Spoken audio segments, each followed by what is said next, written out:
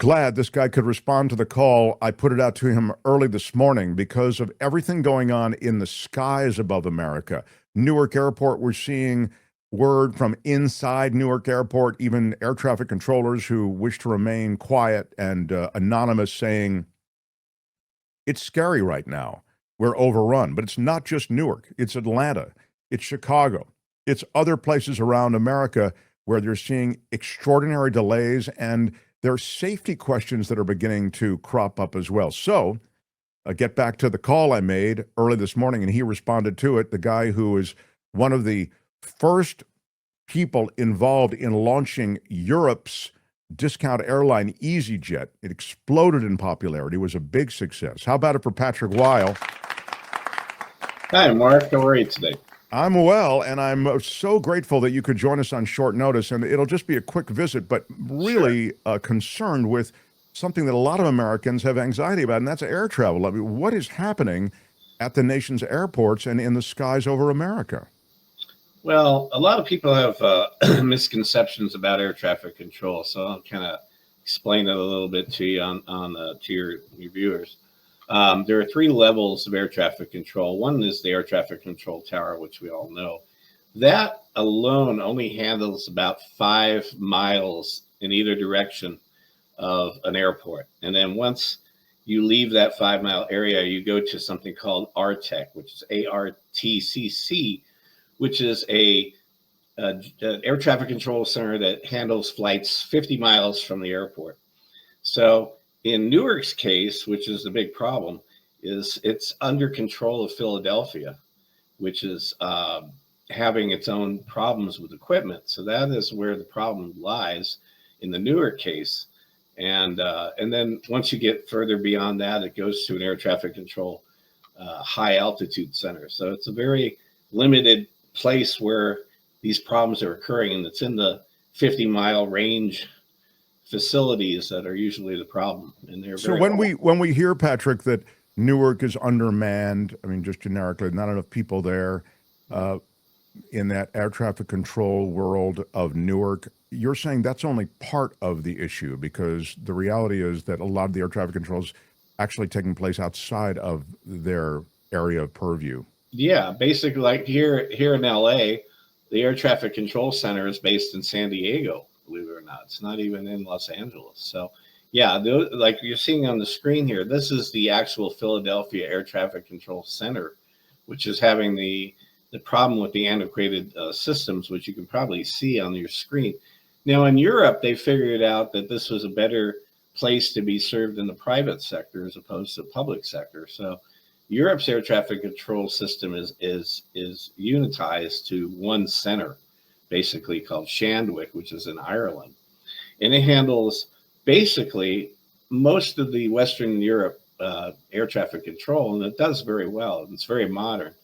They figured out that getting the government out of that was probably a better bet than letting each individual government try to operate it. So that's kind of where I would like to see our system go, but I don't think it will be that case.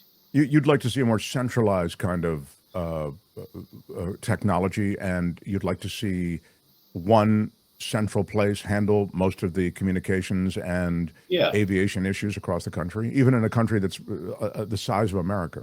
Right. Yeah, I think it'd be better served in the private sector. I think the private sector could probably do a better job than what we're seeing right now, which is could be a very bad situation for. And I was going to go to Newark this weekend coming up, but I've decided against it just because of all the issues going on. It's certainly, they're looking at delays, and they're 2 and 3 hour delays on a regular basis. But the aging infrastructure seems as though that could be handled quickly. There was money actually earmarked to address this issue. It was earmarked by the Biden administration. Right. And it was in that big infrastructure bill.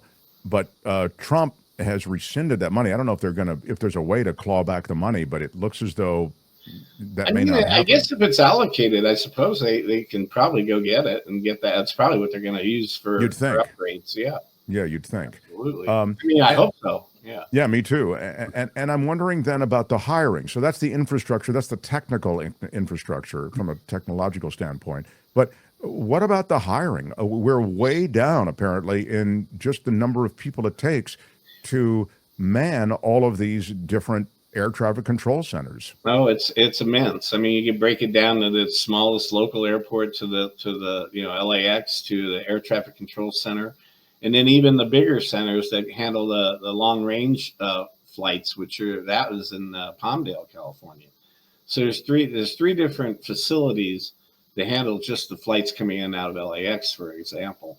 My goddaughter called me up the other day, and she wanted to take up a career in being a pilot. And I said, well, you know what? You may be better off going to be an air traffic controller right now. You'll be better opportunities for you. Yeah. It's a high pressure job, though. I mean, it really is tough, isn't it? I mean, Patrick, I'm told that I don't have it in front of me, but there's an age cutoff because they're worried. The implied worry is that people older couldn't even take that kind of pressure, the demands of the job. Yeah, the shifts typically on let's just say the 50-mile radius facility, the shifts are 2 hours at a time, and then there's then they are required to take a 30-minute break in between shifts, and they'll work basically an 8-hour shift, but it'll be broken down with those 2-hour work shifts and then a 30-minute interval to decompress, I would like to say. Yeah. I'm going to double back to something else in a second, but I wanted to get to Michael D. Says, Mark, please have Patrick talk about traffic management before reaching approach control. I find it fascinating. Separating of SFO inbounds are designed hundreds of miles before reaching SFO. This is kind of what you're saying, yeah? Yeah, exactly. That's exact. So NorCal is called the Northern California Air Traffic Control Center, which, again, they're seeing flights out probably a little bit beyond Nevada and approaching the West Coast. And then they're all basically sorted out either by speed or direction, moving airplanes around to sort of squinch them down into that approach for San Francisco, we'll take, for instance. And then the 50-mile radius folks take it and they really squinch it down.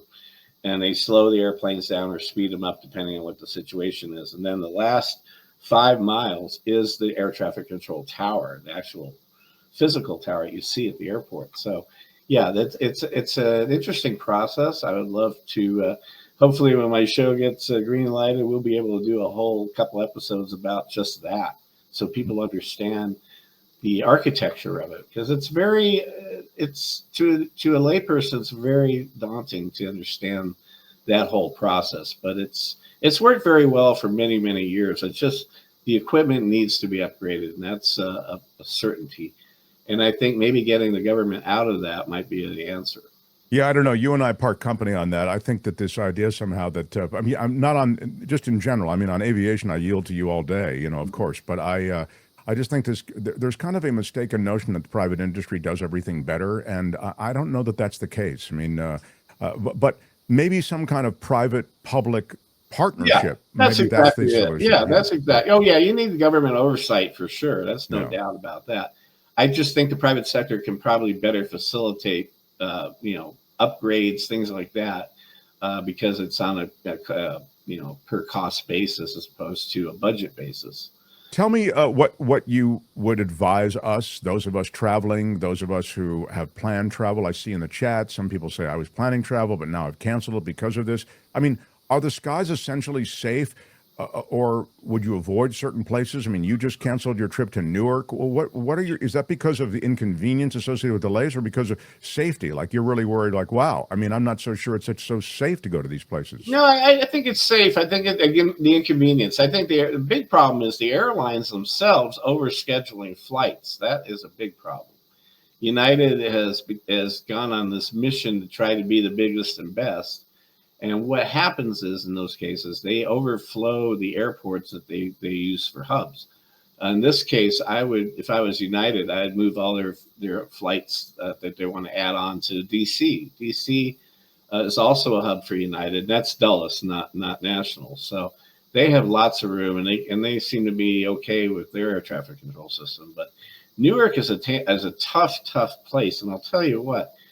In the 90s, I used to run an airline called Kiwi International, which was based in Newark.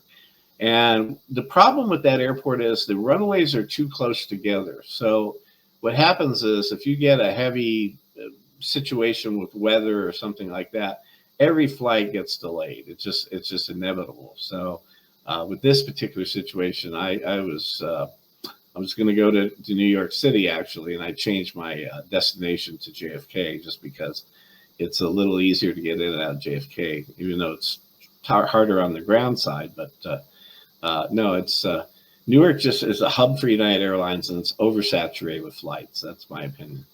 Well, I'm going to look into what's happening to the money that was dedicated to upgrading the system. It was when Buttigieg was DOT director, and also Biden was president. And maybe you have probably more significant context than do I. But I'd love to know really where that stands, because I can't imagine that they just froze all of that infrastructure spending. It's a mystery to me too. I mean, it really is. Yeah. I have no idea where it went. I mean, it's so critical. It should have been spent, and it should have spent wisely. I don't know why it wasn't.